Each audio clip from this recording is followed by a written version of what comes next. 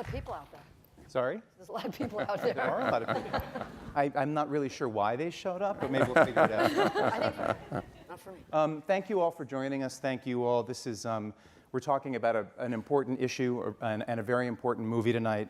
And for starters, I think a lot of people were surprised to see your name connected with this. How did you come to be involved in this movie and in writing the song for it with Diane?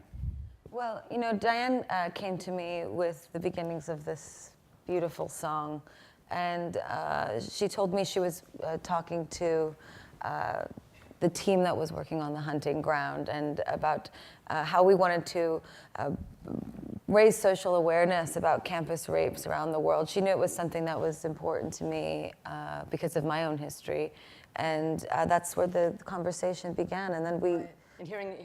And I'd heard that you'd been involved in a situation like that, and hearing the stories of you know, these. I think it was important to everyone that the person involved with singing this song had been abused or had an experience like that, so that it was authentic. And it was important to me that we kept the integrity of that when making the record. So Diane and I went in and we shared our stories with each other. We both, you know, I've had my own experiences with not exactly what's in the movie, but you know. So you both felt a very personal connection to this issue. Yeah. Yes, absolutely. I mean, but it's hard to say, you know, that's the thing about the issue in the film is that I didn't tell anyone for, you know, I think 7 years. I didn't tell anyone. And I didn't know how to even think about it. I didn't know how to accept it. I didn't know how to not blame myself, or I think it was my fault. It's something that really changed my life. It changed to I was completely, it changed my body. It changed my thoughts. What do you mean by it changed your body? Well, you know, when you go through a trauma like that, you know, it doesn't just have physical, it doesn't just have the immediate physical it can manifest ramifications on you. For many people, it has almost like trauma. When you re-experience it throughout the years after it, it can trigger patterns in your body of physical distress. So a lot of people suffer from not just emotional and mental pain, but physical pain as a result of being abused, raped, or you know, traumatized in some type of way. Molested. Me and Diane wanted to open the door to any person that went through any type of experience to know that it was okay to feel that way and to share that, and that you don't have to maybe defend yourself so much, because until it happens to you, they don't know how it feels.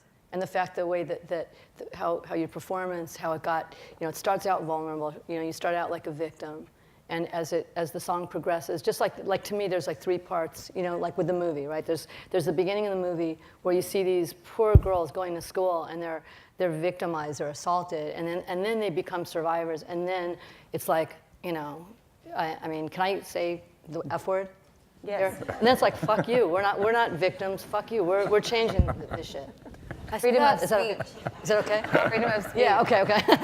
You know, so the girls, and the young women in the movie, that's what they're going through. The Gaga's performance, which is genius, which you could teach a class on, one of the best performances ever in life to me. Which starts out vulnerable, like the characters, starts out vulnerable, and then it's that second verse, and you're getting pissed, and it's like, really? No. And as it was part of the way we were working together, is because, you know, Diane's going, but when it's just you at the piano, it's so powerful. We don't need anything. You wanted to make it epic. And I was going, no, I'm not going out like that. I'm not going out on this sad chord and this sad. I'm not going out like that. You know, that's not how I feel anymore about it. Because you were so right. When somebody says to me, you know, oh, that happened to you, you know, did that damage you? You know, I'm thinking to myself, you don't know, who the fuck I am. Right. Now, you don't know. You don't want to meet me in an alleyway. I don't. I don't want to meet her in an alleyway. I've been through. It's like. And that's how we wanted young people and older people to feel all over the world, that you can actually own your pain, and that it can be a good part of you. Yeah, and be defiant. Like in the video as well, that Catherine Hardwicke, amazing director who directed Twilight. So beautiful. Did you see the video? Today we hit 22 million views on the video today. Catherine Hardwicke did the video, and again, that same thing is 3 parts. If you see the video, they're the same way as your performance. They're like victims, and they're sad, and they're sitting in their room. They can't, the composer can't write, and they can't study, and then their friends come, and their parents The only come, person in this scenario that can heal you is yourself. Right. And that is the complicated process. Right. It's the only person. So what the video, I feel like, teaches people is that what's helpful is that we as humanity can be compassionate to one another, to lead each other to those epiphanies. But we can't actually provide them for each other. I can't make you have an epiphany, but I can encourage you to try to have one by looking inside. That you survived. That you can survive when they're all walking down the hallway. There is a glimmer of life inside somewhere that you just have to make a commitment to look for. And it's not your fault. It's not your fault. Not your fault. You're not a victim. Fuck being a victim. This is just your unique existence. Sorry, we're artists. We'll go for either one of you. Sorry, I just like. For either one of you or for the filmmakers, what is it about our culture, our society, that makes women in these situations feel like they're at fault, and that makes it so hard to talk about it and tell the truth? Can I answer just my own? God, for someone stage fright, I won't shut the fuck up. Yeah, back to you. You're going to have to forgive me. I'm really shy. I'm sorry. Stage. No, I am. I'm going to say my experience, which I don't really talk about. I was molested by a friend of mine's dad. I've never said that in front, hardly told anybody. I'm saying this in front of people. Wow. Okay, that's so brave. Whoa. Okay, so, God, I'm going to start crying. Seriously. Wow. Oh, seriously, I'm going to start crying. I was 12 years old, and I never told anybody. I never told my mom or dad, and I felt like it was my fault. It wasn't my fault. It wasn't. But you don't know that.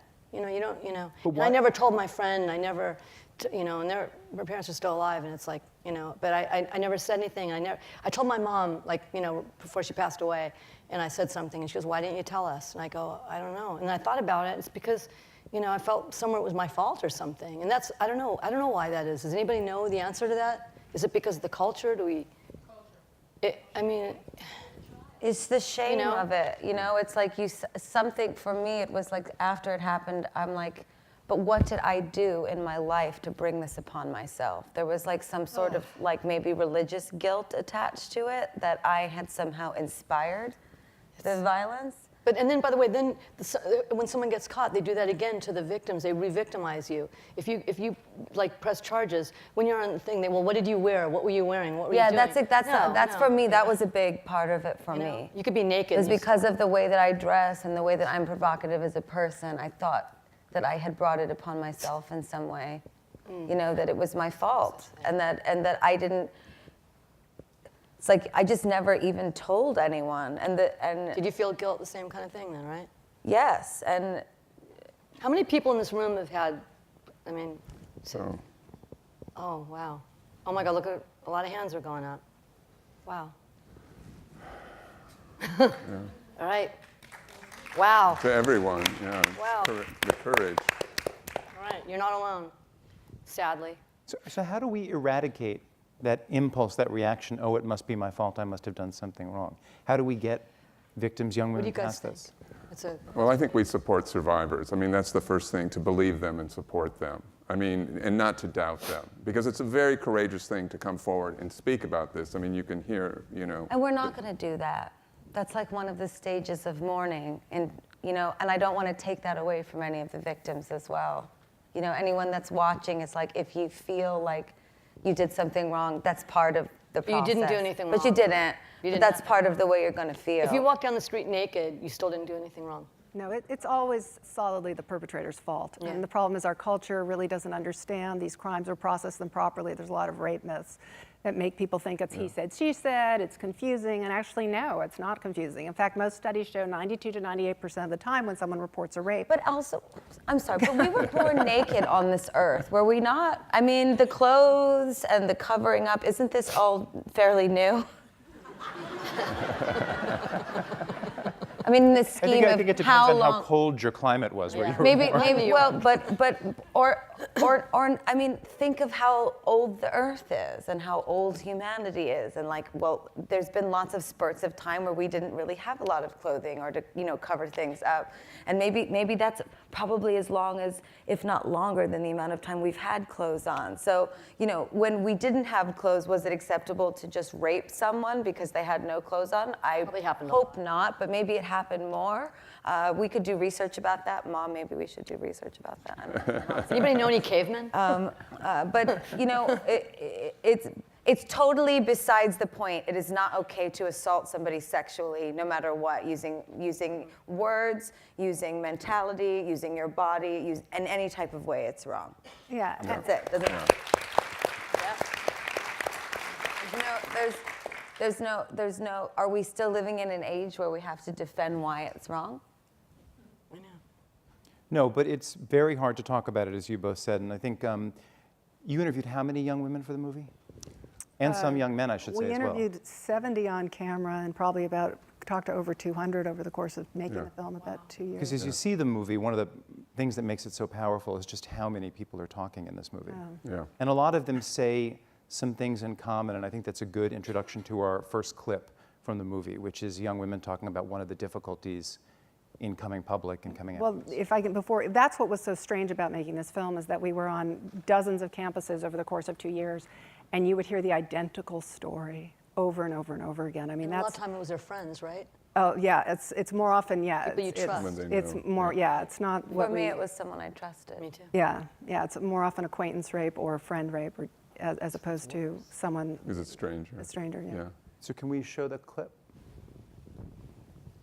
Can you talk a little bit about what it was like when your parents found out? They still don't know. They still don't know. Yeah. I thought about telling them many, many times. And I didn't tell my parents until a couple days later, which was probably like the hardest thing I've ever had to do, ever. I'm gonna start crying. Okay, you can cry. You have to hold it in. Like, I remember like Skyping my dad, like, I'm worried that they want to talk about it again.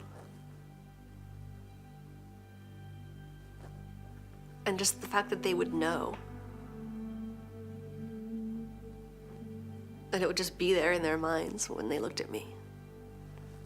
Just hearing my mom's voice on the phone, her feeling so helpless in that moment is probably one of the worst aspects of this entire ordeal, which probably makes me the most angry at my assailant. My mom was on the plane the next day after I told her.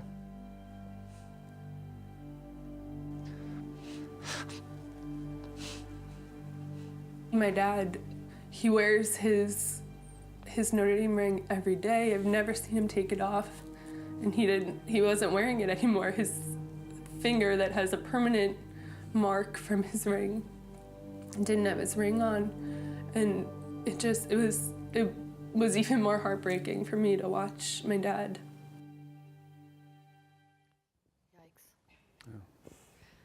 Kirby and Amy, as you were doing this movie, did you find yourself continuously surprised by just how much was there, by just how much you were finding? Yeah. Shocking. Go ahead. Yeah, no, absolutely. It just seemed like every time we interviewed somebody, I mean, not only was it so traumatic that they'd been assaulted, but the schools themselves had not handled it right and often blamed them and just, created a second betrayal, really. I mean, they go to these schools, they're completely idealistic, thinking that they're very safe environments, and in most places they are, but there are certain places that are dangerous. And they don't expect that they get assaulted, and then they have the courage to come forward, which is incredible. And then the school, shuts them down and blames them. It didn't always happen, but it happened so many times that it was really surprising. And why does the school so often shut them down?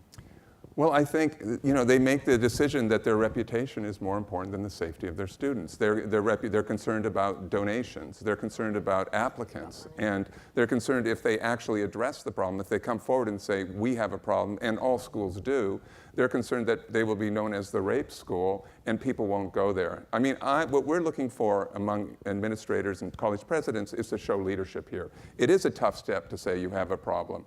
But if you do that, that's the first step toward the solution. And we are starting to see some movement. That's encouraging. you know, this has been covered up for years and years and years. That's so well said. Is it worse now, or is it just that it's finally come to light? You know, there aren't the studies that go way back. Ironically, these research institutions haven't been very curious about what's been going on in their backyard for decades. So I can't tell you statistically if it's the case. Anecdotally, it absolutely seems like it's been going on. There's no reason to think it hasn't been. But what's different now is the internet and the digital world we live in, so that now you're seeing survivors being able to network. I mean, you were talking about shame. It's a kind of crime that you tend to go very internal with. Right. And now, because of technology, as you see in our film, survivors are able to stay internal, but share with other people and forge a community and network in a way we've never seen before, and change stuff. So that's the big difference. When people keep saying, "Well, why now? What's the difference?" I think that's what's brought it to light. That's what created the student movement, has allowed people to feel empowered and comfortable coming forward. And that creates some hope too, right? A lot of hope, yeah. So important too that we take care of them, you know, after the fact as well. You know, we're trying to raise awareness about campus rapes and abuse, but, you know, the aftermath of this is so magnificent. Yeah. And what I really hope with the song and with our collaboration is that we help people to feel loved after it happens. And it's not just campus rape, it's rape in general, it's sexual assault. I mean, the mental illness, the depression, the trauma, the post-traumatic stress disorder. Some women become pregnant and have to decide if they're going to keep the baby of their rapist. I mean, these are things that change people's lives forever. And I think that, you know, it's important with these sorts of, you know, movements that we acknowledge not just the thing that's causing it, but how we can help after it. Because the reality is we may never be able to stop rape from happening, but we can help make people that are surviving through it feel more empowered by the world. And the song is doing that. I mean, you know, your song is doing it and having that kind of effect. And I mean, that's the film. The film, we're all doing it together in different fields. But something they don't know is that, you know, after the video debuted, and now with the 22 million, the rape lines have been flooded. The letters we've been getting from people saying, "Thank you for making." What kind of letters do you get? Like, I'm getting like every day I get like 20, like how many are you getting? You know, it's like I feel like I'd be... She's getting 500 million a day. I mean, seriously. Wow. She's getting a few. Yeah. I have my I'd be lying if I didn't say that I was getting them before. You know, they're not that different. I mean, I'm getting more that include Till It Happens to You as a big part of why, but you know, since the beginning, that's why I'm here. I'm here because when I look out into the sea of beautiful young faces that I get to sing and dance for, that I see a lot of people that have secrets that are killing them, and we don't want you to keep them inside. And it could be about, it could speak to anything they're going through too. We don't want you to keep your pain inside and let it rot like an old apple on your counter, you know? It's like, just get rid of all that trash. Let's get rid of it together. You know, that's what the song is about, and you know, what's so beautiful about the film is you're seeing real people share the darkest bits of themselves, just completely bare for the universe. And it's not for a reality show. It's not for any notoriety. It's not for anyone to think they're fabulous or beautiful or, you know, that they are the new it girl or boy. No one's trying to sell you anything with this film, but a glimpse into what's really happening in the world, something that we can be a part of and do good with our lives, you know? I think that's a great thing, isn't it, when the universe reaches out and tells you what you can be a part of. And I know for me, it's a great gift to be a part of this. Well, yeah, we feel the same way. I mean, it's just amazing hearing the two of you talk and having this really meditation on this and the depth of understanding that you have. I mean, we've never really worked with an artist who have this kind of deep understanding, and I think that's what made this song so incredible. I mean, one of the challenges was to capture the pain and the sort of fighting back spirit. And we were working for a year trying to get the right song at the end, and either it had one of those or the other. And we got to the point where we thought it was impossible, it couldn't be done. And then when you brought this song, I mean, we were just, I mean, you had kind of created magic. We didn't think it was even possible. So thank you both. And can I say that not only that, but they gifted their talents. I mean, Yeah. this was a gift to the film because this is so personal for them. And so thank you, deeply thank you. Easy part. You said when they came to you, how did all four of you end up together? How did this song end up in this movie?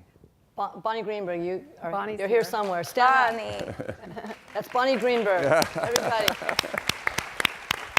The music supervisor.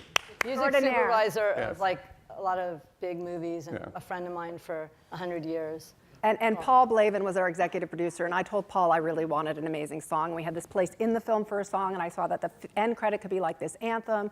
I had this vision, and we should get a great artist, and Paul said, I'm on it, and he brought me to Bonnie. And then Bonnie was cool enough to, was nice enough to call me and told me about the stories and, these harrowing, it was hard. And then came the convincing process to get me to reveal all of this to the world. Yeah, that was Diane's like, can you do this song? Yeah. And I was sort of going,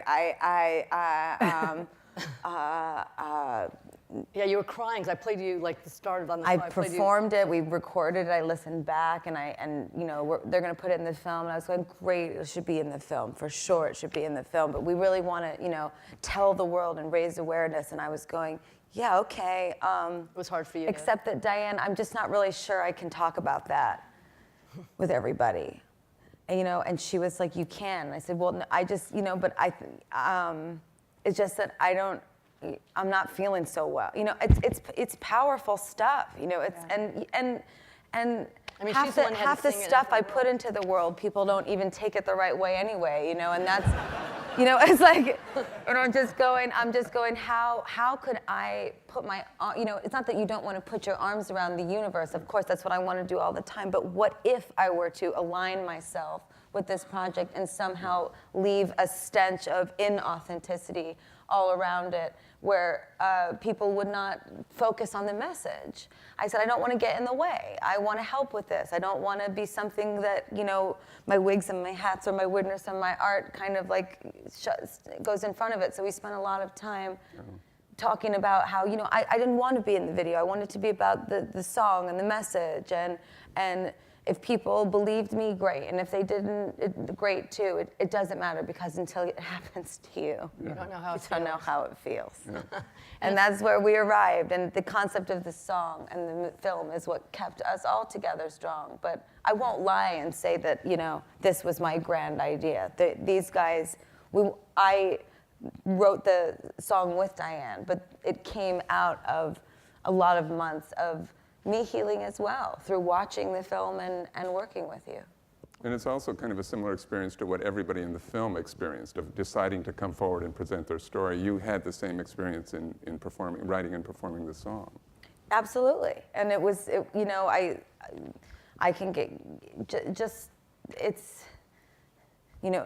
I was living the song as I was singing it. I was, Diane's going, but try it this way. And I'm going, I'll show you how to sing it. When I first brought it, it was I'll show you how I'm going to sing it. This is how someone would sing it. This is how it would be. And then, she goes, yeah, okay, you're right. You're triumphant at the end. Yeah. So it started out pretty sad. It started out so sad, but I just didn't want to end that way. I want everyone that watches the film to, when the film is over, to know the power in kindness and the power in listening to each other and lifting one another up. And, it's even just a testament to, the times today, taking the time to talk to us about this and give it to the world. This is why we did it. We wanted everyone to focus on a really important issue that affects a lot of young people's lives and their ability to thrive in the future. I want the next generation to be strong, and because we need people to be strong. It's now, young people and any people of any age. There's something interesting. This girl she was inspired to do a mix of it, right? And she did this really cool mix. And then this is such an interesting story. And she was raped in college. That's why she did it. And she told her mom. She'd never told her mom. I didn't even tell you guys this. She told her mom last week. And her mom goes, I never told you I was raped in college too. Yeah. How crazy is that? Wow.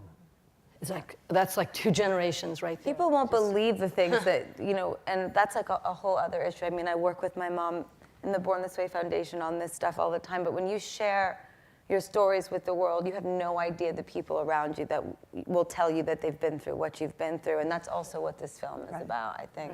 Connecting people. Because it happens so much.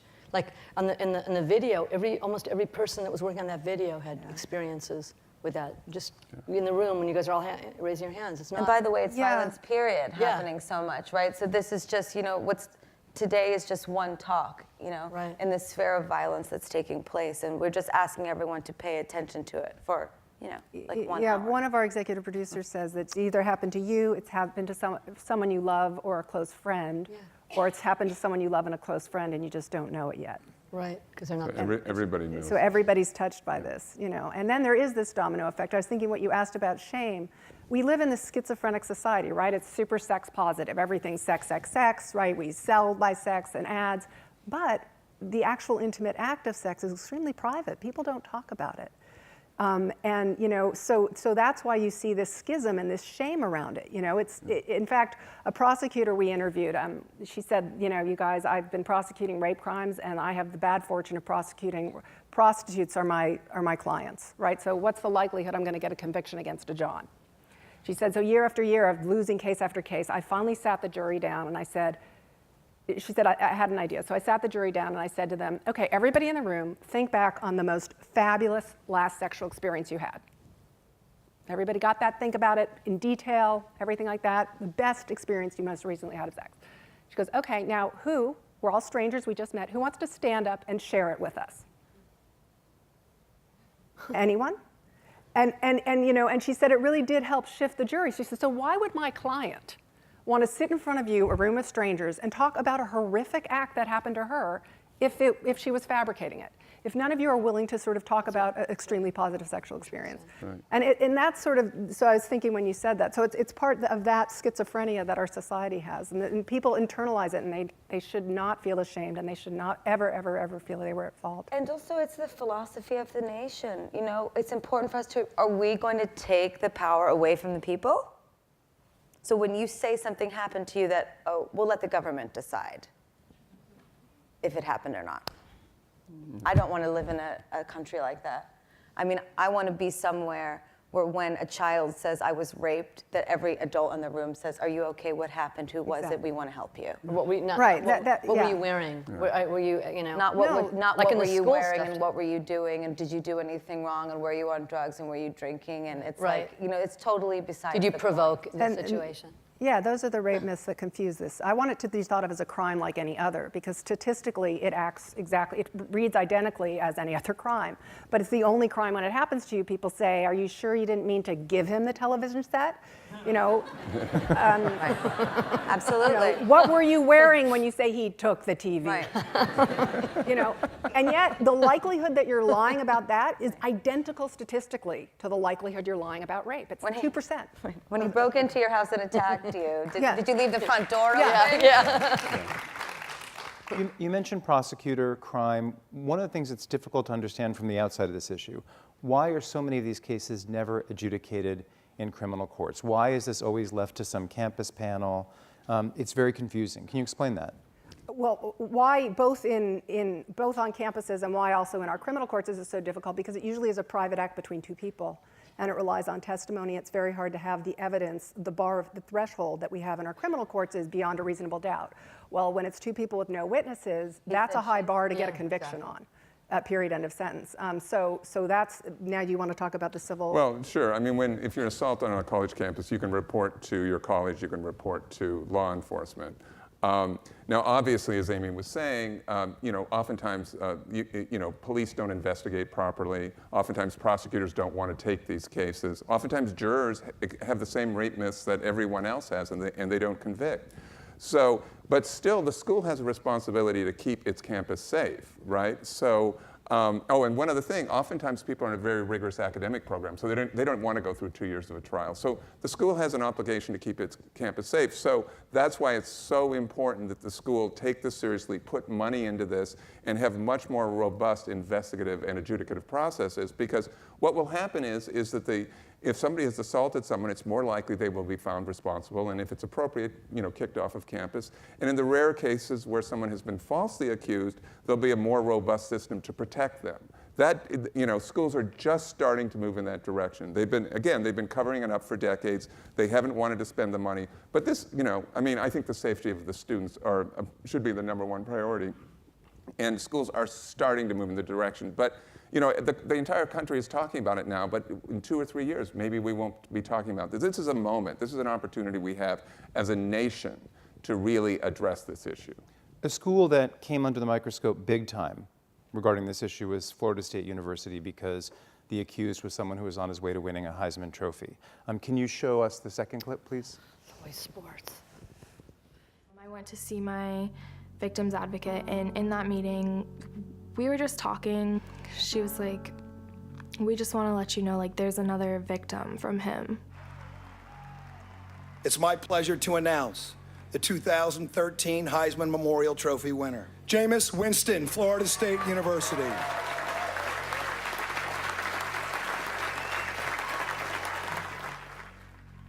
Is it hard for you to believe that this has all happened? I kind of just want to know, why me?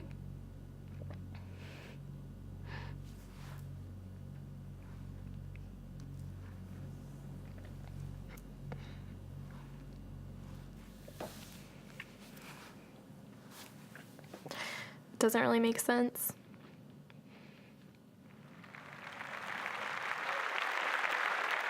He won the Heisman Trophy, and the sad thing about that is that the world of college football didn't hold him accountable for the kind of person he is off the field.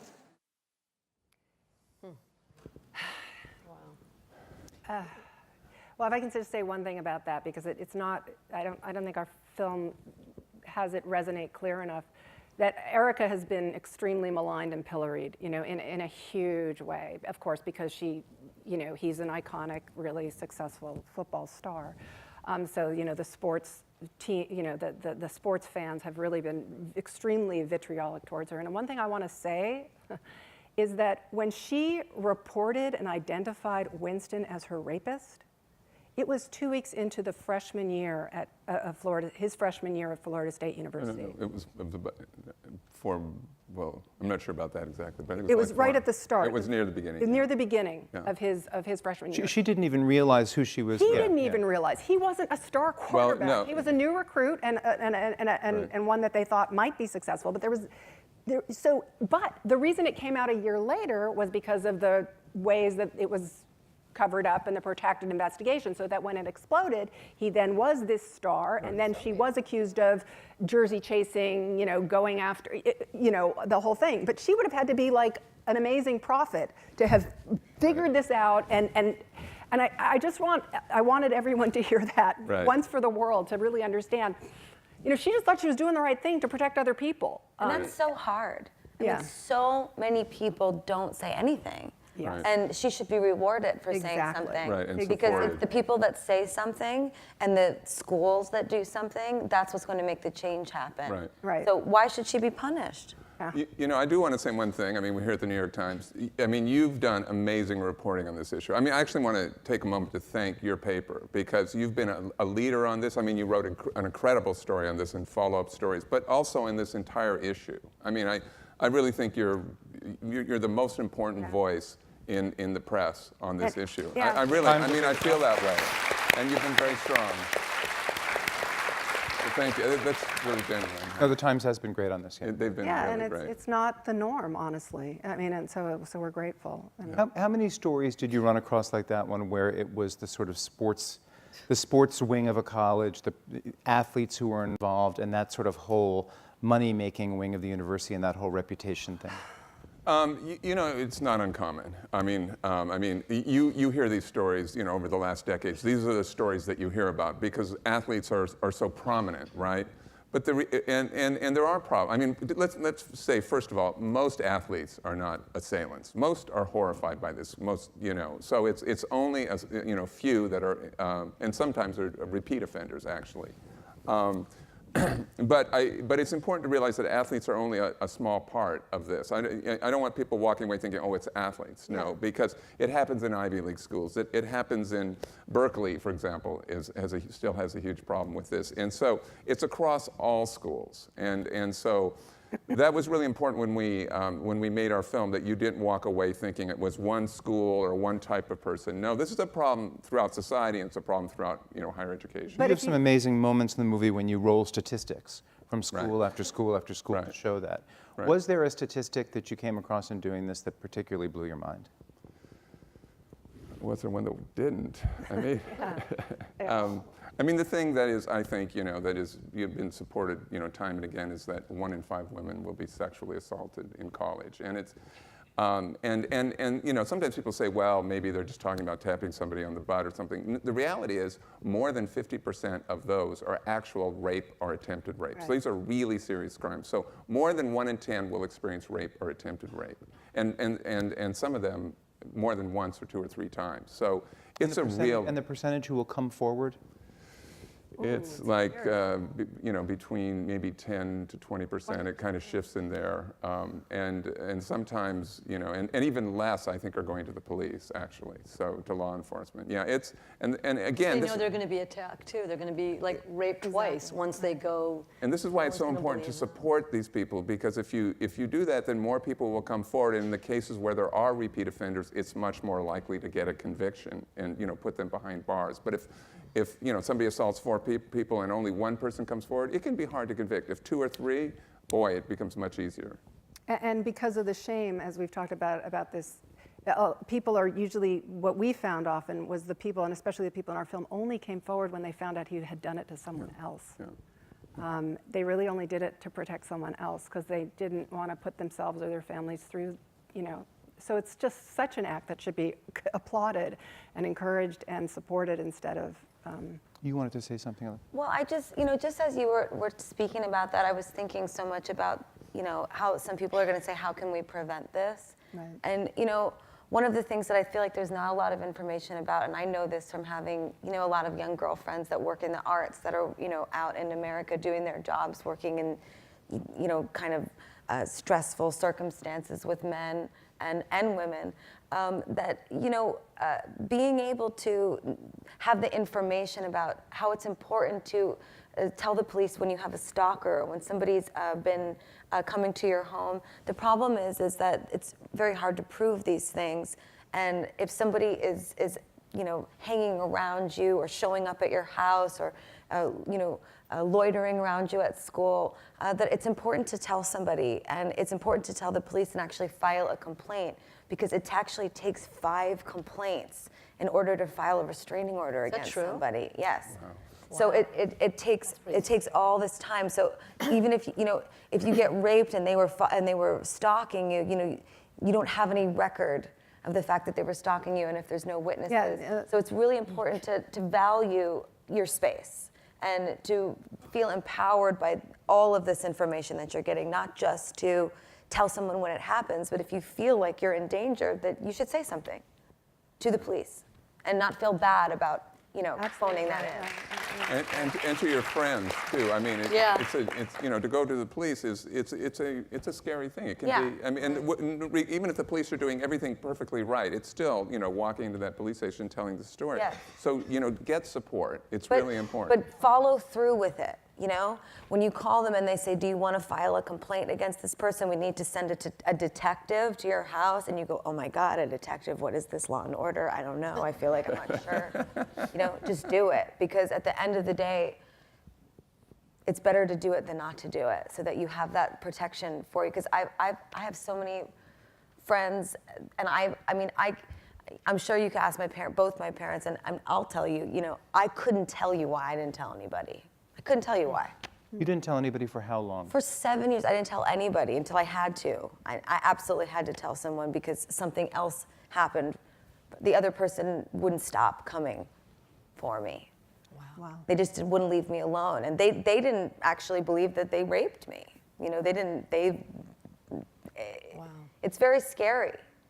And everyone's situation is different. But I couldn't tell you why I didn't tell anybody. So it's like, that's the other part of it is, we're asking, so why didn't you tell anyone? I don't know. Do I have to tell you why I didn't? I don't know. I didn't tell anybody. Does it mean that it was right, that it happened? No, I don't think so. Yeah, I think you make it, every survivor goes through their own experience, and whatever they're doing, that is okay. Right. I mean, I think that's really important. Some people talk, some people take 7 years. It's unique to each person, and we have to support every person. And whatever their decision is, the right decision. You're not dealing with someone that's rational, especially if you knew your attacker. It's like, you're not dealing with a rational human being. And then there's a whole other layer of things that happen. Am I crazy? Am I dreaming this? Right. Do I just think this happened, but it didn't? But I have the scars and bruises on the inside forever. So what you have to stay true to is what you know of yourself. And whatever is broken, it's broken for a reason. You just have to trust that. And especially if it's someone you trust. Yeah. And I mean, it's all bad, but when it's someone you trust, like my situation, that was weird. I mean, it's like you have to follow your instincts. You have to believe in yourself in that scenario. Right. You have to. Otherwise, how will you heal? Yeah. And we called the film The Hunting Ground because we wanted people to get off this idea, again, that it's just an accident. It's actually, for many, it's a targeted, premeditated crime. And they repeat offend. And so that's why if you do come forward, and as Kirby said, and there's multiple reports, we're more likely to be able to get prosecutions against rapists. And they don't change. They go in the world and rape more right. women. It's not just in college. Right. If you sexually assault someone, you're going to keep doing that. You're not going to be cured of that. Especially if these places are training grounds, right? If nothing happens to you, you learn, the modus operandi, and you can repeat it over and over again ad infinitum, even as a more skilled perpetrator. Is there something, I mean, pertinent to that phrase, the hunting ground, is there something about college, whether it's the age of the people there, whether it's the nature of the environment, that makes it a peculiarly dangerous place when it comes to sexual assault? Yes, exactly, because people say, well, why did you do it on college campuses? Obviously, we have assault in our society at large, but what's interesting or horrifying about campuses, and also we did our other film, The Invisible War, on the of assault in our military, is that these are environments that have perfect storm conditions for this to happen, right? There's a transient population that's extremely young. There's plenty of opportunity because there's more partying, chronically. So, and there's a lot of alcohol, which isn't an excuse, but we also know from studies that it's used to debilitate victims and also embolden a perpetrator. So you have those three things combined that make these places a little more toxic and a little more likely, and that's why you also you have the last element is these not really great investigative and adjudicative processes in place. So, combine all that and you can keep doing this over and over and over again. That's actually a good intro to the last clip we have to show, because you mentioned alcohol, and I think we can't mention alcohol without mentioning clip. Can I say one? Oh. Can I say one thing really fast? It's not even just that. It's our culture. It's an interesting time because, like with the whole Bill Cosby thing, where all these, women are coming out, and like that magazine cover when it was like that one chair, that was genius, because it's like, do you know what I mean? All these, look at that they came out and said, you know what? I mean, it's Bill Cosby, for Christ's sake. He couldn't get laid. He had to drug and rape. I mean, it's just so weird. But also, No, this is a very important point. This is not about sex. No, this is it's about power. Control and That's power, exactly. I think that's really important. But so it's not just campuses. It's not just the military. It's our culture. But this year has seen. I really think that it's come out of the closet and out of the dark. Do you see how people also, shadows. even in that scenario, don't you always find the naysayers that are going, "Oh, those women really telling the truth?" Right. Yeah. Or, Did they want it? Did that, that sports icon who cheated on his wife, did those women really cheat? There's always, when women come forward with any sort of sexual grievance, it's always, oh, are you sure that happened?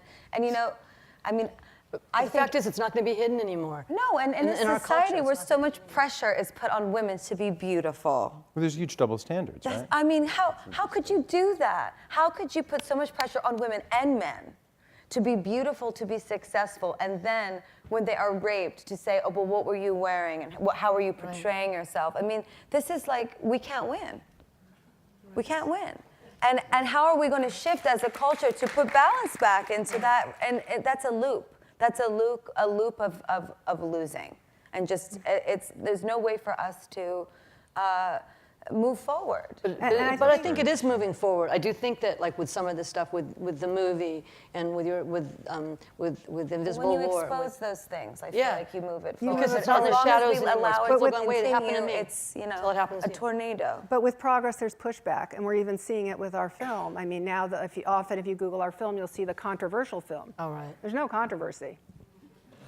I mean, I got better things to do than run around and sit here and talk to you about a fake epidemic. I just have to say, you're about to show something about alcohol. You know,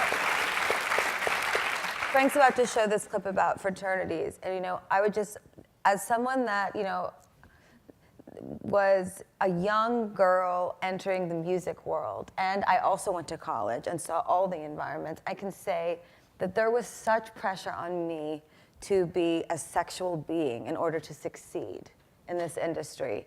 And I always blamed myself for what happened to me as a result of it. And I think the same thing happens to young girls that go to these frat parties and they want to be noticed and they want to be desired by the boys and be popular. And it's just, you know, the way normal things work. And then there's like, you know, alcohol and power and this echelon that occurs, and it's dangerous. Well, the first few weeks of school are said to be the red zone, even more dangerous, because then you have the freshmen come in who don't know the social mores, who don't have the same sophistication experience as the upperclassmen, and they are more prey to these predators. And you know, in fact, in our film, it was really horrifying. We interviewed the former president of SAE at Dartmouth.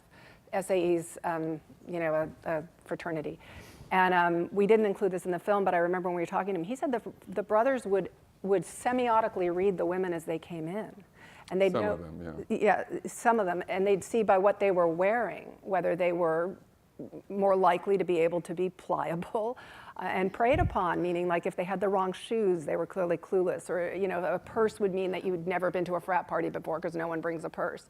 I mean, it was like that stratified and crazy, you know, economically read, you know, if they were on scholarship, they'd be less likely to report. I mean, that kind of craziness. But again, I just want to clarify that, you know, even, I mean, most men in fraternities are not rapists. They're also horrified. And women rape too. And women rape too, and men get raped. Yes. Yes. Men get raped by men. So, I mean, men get you know, raped by men as well. you know, first of all, speaking of hope, I mean, I think what you see with the student activists around the country, this new student movement, I mean, that's one of the big reasons we're talking about this today, is that, you know, many young women and men who were survivors themselves decided to go forward and confront their school and bring, you know, and really challenge their school to do better because they love their school. And they networked with, you know, other students around the country and really created a new student movement. And so I think this country... And your movie chronicles that. The end of it is... Yes, and I think our country owes them a debt of thanks for doing this. I mean, it's these students. I mean, it really shouldn't be... Right? They're badasses, yes. Man, those girls are badasses. But I do want to point out, because it is the New York Times and also all of you, that you will start reading in the press, like we're seeing a campaign being waged against this issue, the way we saw it with tobacco, the way we saw it with climate change, where people are are trying to create a seeds of doubt, you know, and we see it in different articles and venues about the statistics are overblown, the pendulum swung too far, there's no real, you know, it's controversial, and just be very wary of that and aware of that. You know, again, the statistics are rock solid, you know, study after study. In fact, not all, you know, our film sort of chronicles it up to a certain point, but studies afterwards have come out even higher. And there really isn't controversy about this, so please just be aware. How much, you talk about controversy, how much damage to this issue did the whole UVA Rolling Stone thing do? Horrific damage. You know, how do we and process still see it that to and this not day. get distracted? And what's interesting about that is, again, right, that's a case of bad reporting. Why does it then reflect on the issue? You know, when Brian Williams, right, when we found out the Chinook thing didn't go down the way he said, no one said, oh, the Iraq War. Who knows?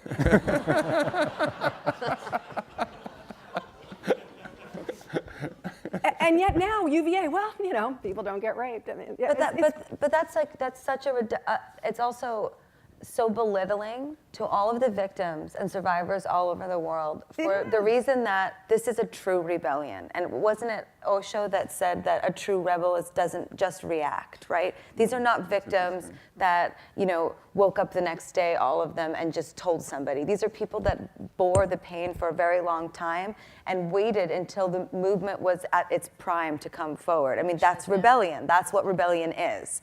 And, you know, just to say that is just completely ridiculous.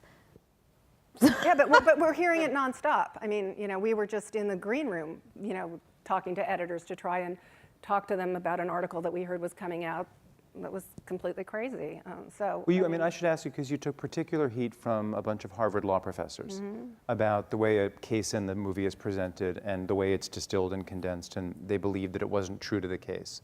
What's your response to that? And is your responsibility as a documentarian different from a journalist who has to make sure? Our responsibility is to tell the truth. We stand by the film. It was thoroughly vetted. It showed on CNN. We wouldn't be sitting here with our house mortgages still intact if it wasn't. So, you know, and why would these professors complain? Oh, I don't know, maybe their school was criticized in the film. It's all about the money. Yeah. Yeah. It's all about the money. I mean, and what's so sad to me about that is they're publicly complaining, and, you know, the case is rock solid. You know, Kirby has a better memory, so I'd have him recite if one's into the details. But, you know, by doing that, they're suggesting that the woman in our film, who's a complete, talk about national hero, my God, Camilla Willingham, the courage, you know, this African-American woman to come forward and actually report and sort of jeopardize her Harvard law degree, like extremely rare in this culture. For them to suggest, you know, that there's something wrong, you know, that they're coming out publicly against her testimony. Or if they even feel that way, why would they wield their power like that? That's what I want to know. No, for money. If you really feel that way, You mean the law professors? Yes. Why would you wield? This is a credible institution, and these are victims. Why would you wield your power to question a young girl like that who's put her soul out to the universe? I just think that there's more effective ways to handle things. And there is. More compassionate ways. Right. I mean, you look at the president of Harvard, right, Drew Faust. You know, when a study came out that there was nearly 30% of women at Harvard have been sexually assaulted, she came forward immediately and to the entire Harvard community, to alumni, to students, to everyone, and said, look, this is a real problem. We acknowledge this is a problem. We're shocked by this, and we want to do something about it. That's the kind of leadership we're looking for. Can you tell us about a few college presidents, a few colleges that in the last couple of years, as this has come to light, have done very, very positive, hopeful things that we might all be able to learn from, that are examples to the rest of the universities? Well, a huge hopeful thing happened like a month ago, right? The president of the University of Alaska, they had a screening there. He went and saw the film, and he came out and publicly apologized. Yeah. To the decades of survivors from his campus, currently in past. And the cases being amazing, right? And how beautiful. I mean, that's all people want, is to be seen and heard and validated. You know, that like so helps with the healing and cathartic. Absolutely. Why we haven't seen that? You know, we actually saw that in the military, though. That was amazing. What's been so striking to me is the difference between our institutes of higher learning, their response to the film, and the military's response to our other film, Invisible War, where they, you know, I had a lot of heart-to-hearts with people extremely high in the military, it's all off the record, that they were very chagrined and soul-searching and really felt that they wanted to sort of do better. I haven't had those heart-to-hearts. But we do know, we do know that there are a lot of administrators who know this is a problem and have been trying to get their schools. And then they lose their job. And you have a few brave ones talking. A few brave ones, and I think that's where the film has really helped, because the film has now had nearly 1,000 screenings on college campuses. They bring this film in, students bring this film in, faculty bring this film in, and on each college campus it sort of explodes and causes a discussion and action around this issue. And this is their way of these administrators bringing in this film and saying, look, this is it. Is this what you want your legacy to be, or do you want to really address this issue? Yeah. So, you know, no administrator wants this to happen. And the other thing I think we should look at is, you know, higher education, it leads this culture in so many ways. And we have a huge problem with sexual assault. If higher education can start to get this right, it's going to affect the entire culture. So we're hopeful, but we have to put pressure on these institutions because they're not going to do it on their own. It's a society's challenge, really. What are they not doing that they should do in terms of the way things are set up, to hear the 3 things that you'd like to see every school do that most don't. Well, they're starting to do this, but they should have surveys of their students to find out what the true rate of sexual assault is on their campus. It would be anonymous, and how comfortable people feel coming forward, and then make that information public. That's the first step towards solving the problem, is finding out the information and sharing it. We think they should put much more money into the investigative and adjudicative processes, so they have something in place to protect students, and then also again to protect the rare cases of the people falsely accused. They have to support survivors. You've been talking about this the whole evening, how devastating it is. I mean, just go ahead. This message, it's.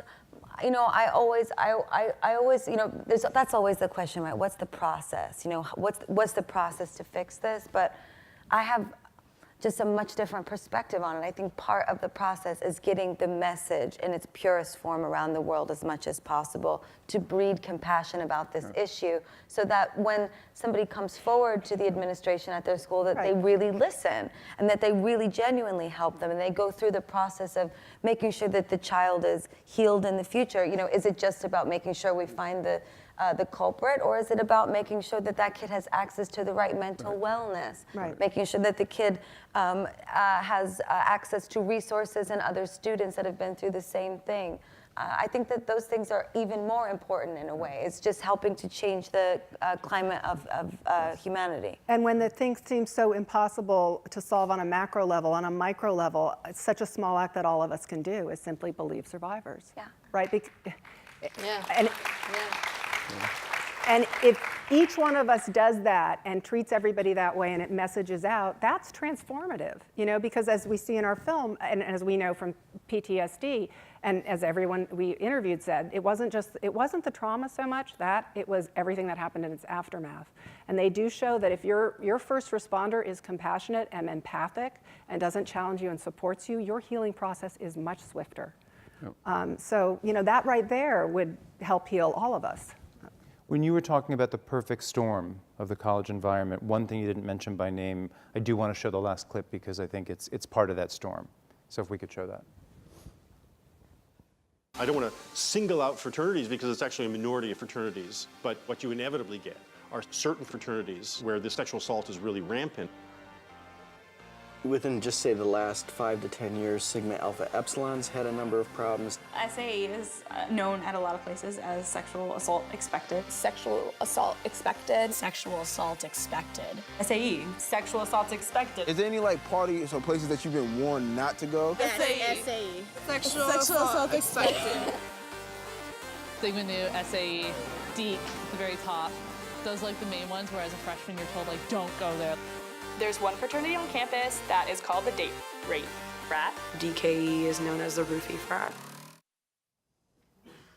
Do we need to re-examine the primacy of fraternities in college life? Well, that's a huge thing. Fraternities membership has gone up, I think, 50% over the last 10 years. There's so much more, a more important part of the social scene. I don't think you can get rid of fraternities. And fraternities can't lump them all into one place. Some fraternities are extremely intelligent. Exactly. Many do great social service. Yes, that's part of right. And it's actually very good for people to be in fraternities. It's a family away from home. There's a lot of positive things about this. And again, they provide so much leadership on campus. We would hope that they would provide leadership on this. This could change. If fraternities really, Are some doing that? Have you seen that? There are some, yeah. There are some. Yeah. And put it to some the are students. now screening the film, and we're looking to engage Greeks, both fraternities and sororities, to sort of embrace this and message out and change their culture, because improve it. But a crazy thing we learned about, a fun fraternity fact that I learned making the film, which is crazy, was that in the 40s and 50s, it was more than 50% of the people that served in our Congress had been in the military. And only 2% had been in a fraternity. Guess what it is today? That's interesting. Wow, it's the reverse. It's like the reverse, like crazy. Okay, now I'm going to get it wrong. So it's anywhere from 50 to 80% are now in fraternities, and it's 2% have ever served in the military. Wow. And these are people running our country. So. And so, what does that bring up? That actually, the training for fraternities is probably good to be a political leader. That's a good thing. The bad thing is Depends on what you think of our politics. Well, look, I don't want to just attack politicians. We elected them. And actually, I want to say that politicians have been very good on this issue in many ways. There's bipartisan bill in the Senate. Vice President Biden and President Obama have been excellent on this, speaking out about this You issue. showed this movie at the White House, right? We showed it at the White House. Tell us about that. Yes, the crazy. You go a little further. Oh, it was amazing. I mean, they got in touch with us, actually, which was crazy. And we went there, and it was extremely well received. We were surprised. We were, it was like also when we showed the film, to the Pentagon officials, you get a little nervous. But it was, yeah.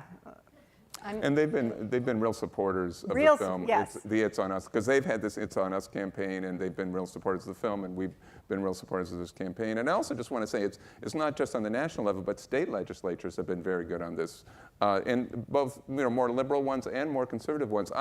I've actually been very pleased overall with the way politicians have responded to this. I have been. Yeah, and talk about hope. I mean, it's historic to have a president and a vice president talking about this on a national platform. I met Biden. And I met the vice president a couple of weeks ago, and it was and he looked in my eyes, and I mean, it just, I think I told you, I wish you were there because it was such a moment. Yeah. And he said, your song has more impact than any speech I could give on this. Wow. I was like, were you oh meeting him in the context of the movie, or was it some other? He had some people, he had a meeting, and I was asked to go to that, and it was just, I mean, it's just he's so into, making But I a think change. it is important for people to remember, and not to take anything away from our politicians who, are looking out for our country.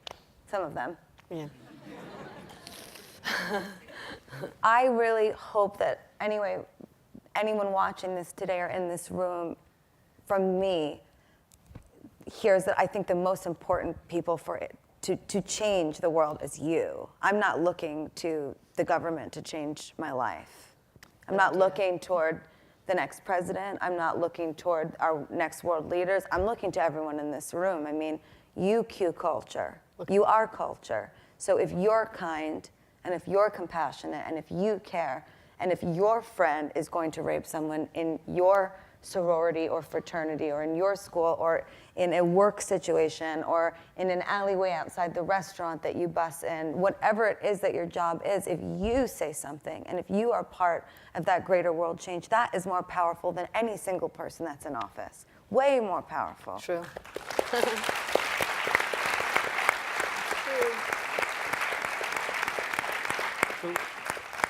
So let us ask you, I mean, following up on that, let us ask you this. I mean, you're talking about people finding courage. You've had an extraordinary year, and a year when you took some pretty enormous risks. There was the Oscar telecast, there was going into acting in the way you did with American Horror. How do we all find the courage to take risks of that magnitude? And how do you find that courage? Well,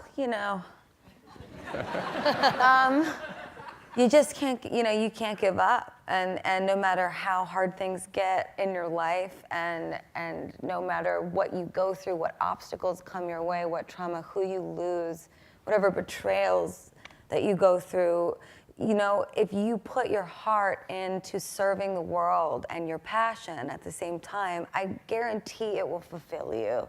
I mean, it might seem like it's kind of an easy, sounds simple coming from me, but I really believe that my favorite thing about today is being here with my friends to talk to all of you about this, because I know that, when I leave the earth, there will at least be a small footprint from me about this issue that I believe in so much, and that there will be maybe one kid on the internet right now that's shedding a tear because they know that they can finally tell their mom, or finally tell their dad, or finally tell their school teacher or their principal, or not. Or just know it wasn't their fault. Or know it wasn't their fault, or whatever. And they're not alone. That they're not alone. I mean, I think that if you can just take the day to be grateful for life, period.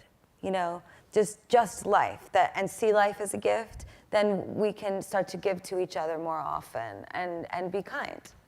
That's what I hope people take away from today. Can I say one thing? Congratulations on your Golden Globe today. That's so Look inappropriate. at That's right. No, I want to say that. Like that, you've taken some amazing chances. Because you know what, Kyanza, you're a great artist. You know, not only have you done everything you've done, you sang with Tony Bennett, you blew the world away on the Oscars. I hope you do that again this year.